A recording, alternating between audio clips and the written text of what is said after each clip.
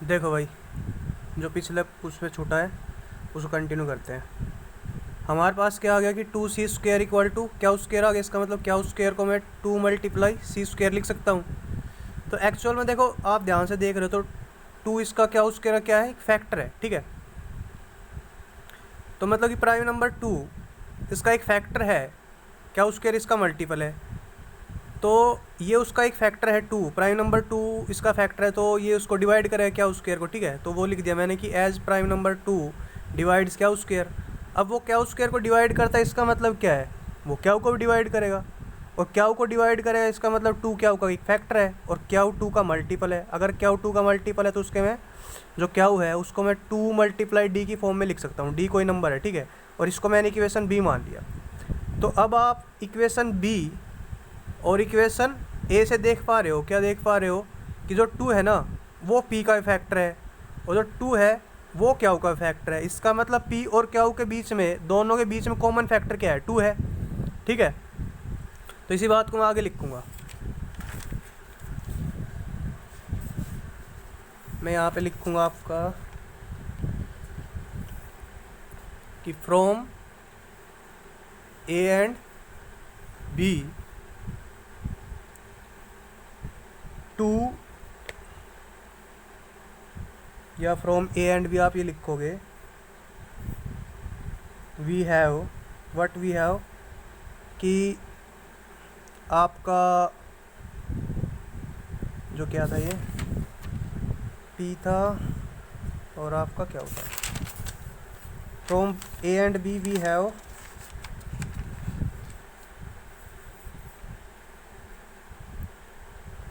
ए और बी से हमें क्या पता चलता है कि मतलब कि P and Q have two as common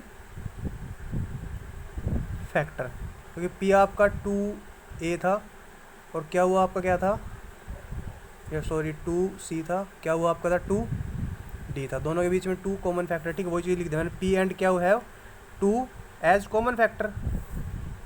जब इनका कॉमन फैक्टर टू है, इसका मतलब ये को प्राइम तो नंबर नहीं है। फिर जब को प्राइम नंबर होते हैं इनके बीच में कुछ कॉमन नहीं होता।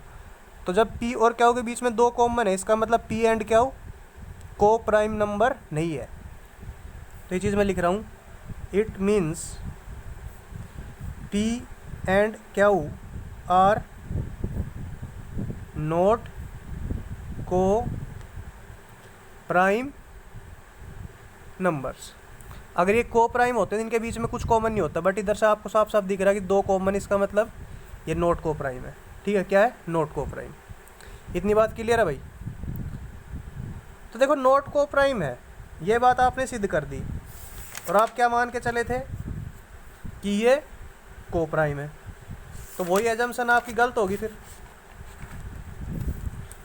भाई एजम्पशन गलत होगी ना, क्यों होगी, देखो एग्जांपल दिए थे मैंने कि आप पहले मान के चलते फिर वो गलत हो जाती है। इसका मतलब क्या होता है, वो आपकी सोच गलत है, ठीक है। फिर तो जो आपने उसको शुरू में एज्यूम किया था पी और क्या को प्राइम एज्यूम किया था, बट उनके बीच में दो एज कॉमन फैक्टर आ गया, तो इसका मतलब पी और क्या नॉट को प्राइम है। और पी और क्या अगर नॉट को प्राइम है, इसका मतलब पी एंड क्याऊ, देखो इसको मैं एक बार ऐसे लिखता हूँ कि पी एंड क्याऊ है two as common factor, P and Q not coprime. It means, इसका मतलब और एजम्पशन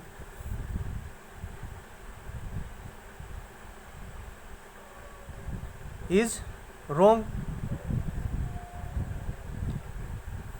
नॉट को प्राइम है, हमारी एजम्पशन थी को प्राइम की, तो इसका मतलब नॉट को प्राइम आपने सिद्ध कर दिया इसको, तो इसका मतलब हमारी एजम्पशन क्या होगी, रॉन्ग होगी, ठीक है। ठीक है भाई। और एजम्पशन रॉन्ग होगी, इसका मतलब क्या है, इसका मतलब ये है कि देयर डज नॉट, या आप पहले इधर इट मीन्स लिख देना, it means there exist no coprime integers p and q such that p upon q equal to √2। मतलब कि वहाँ पर p और q ऐसे नंबर एग्जिस्ट कर ही नहीं रहे कि जिनको अपॉन की फॉर्म में लिखूँ तो मैं √2 आ जाए, ठीक है। और इसका मतलब क्या हो गया, it means we can't write √2 in form of p upon q। तो जब आप √2 को p अपॉन q की फॉर्म में लिख ही नहीं सकते तो इसका मतलब क्या हो गया, it means √2 is irrational number. ठीक है भाई, ये आपका प्रूव हो गया। तो पूरे क्वेश्चन को एक बार दोबारा समराइज कर रहा हूँ। देखो, √2 को इरेशनल प्रूव करना था तो मैंने अपनी तरफ से √2 को रेशनल मान लिया, ठीक है। अगर रेशनल मानता हूँ तो इसका मतलब उसको मैं p अपॉन q की फॉर्म में लिख सकता हूँ, और p और q दो ऐसे को प्राइम नंबर होंगे जिनको मैं डिवाइड करूँ तो p अपॉन q की फॉर्म में लिखूँ तो √2 आ जाए, ठीक है। तो जब मैं ऐसे लिख सकता हूँ उसको, तो मैंने रीअरेंज किया तो ऐसे किया, तो स्क्वेयरिंग की दोनों साइड, ठीक है। स्क्वेयरिंग की तो मैंने देखा कि जो 2 है ना आपका, वो p स्क्वायर का क्या है, फैक्टर है।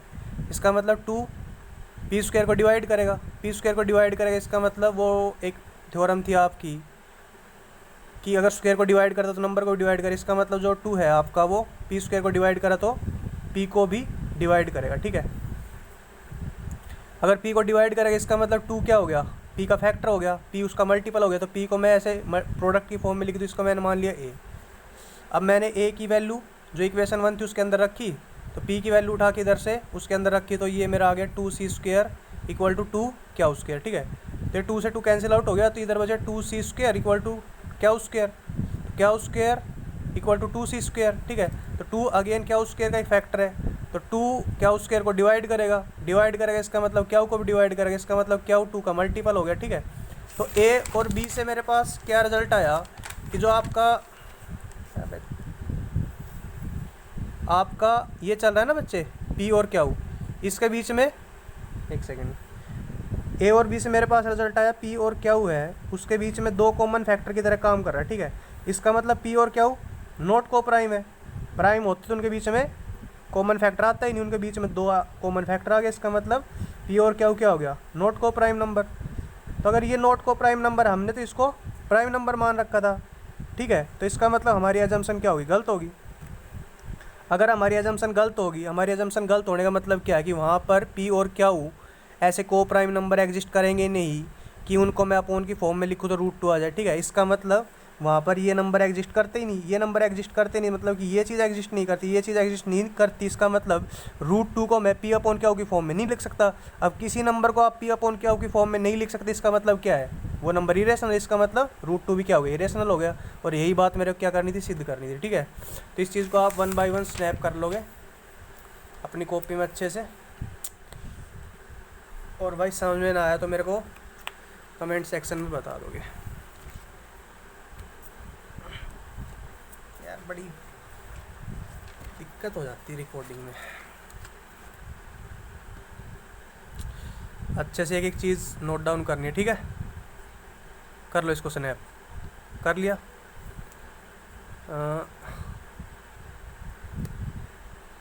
एक सेकंड, अबे आजा भाई।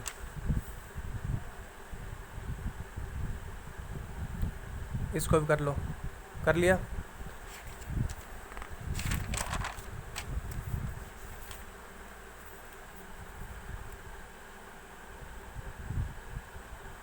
इसको भी कर लो जी, कर लिया। इसको भी कर लो, ठीक है।